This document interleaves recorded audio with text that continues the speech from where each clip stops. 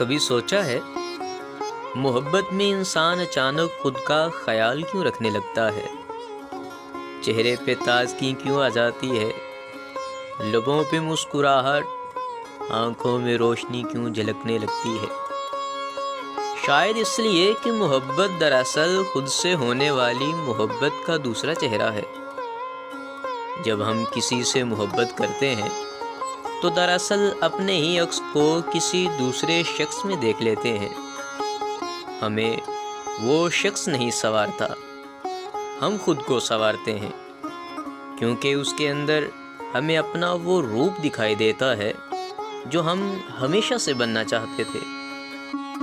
محبت ہمیں یہ احساس دلاتی ہے کہ ہم قابل توجہ ہیں، ہم خوبصورت ہیں، ہم جینے کے لائق ہیں، اور یہی احساس ہمیں خود کو بہتر بنانے پر مجبور کرتا ہے۔ اصل میں محبت دوسروں سے نہیں، خود سے ہوتی ہے۔ مولانا رومی فرماتے ہیں، محبت روح کا اپنے ہی حسن کو پہچاننے کا ذریعہ ہے۔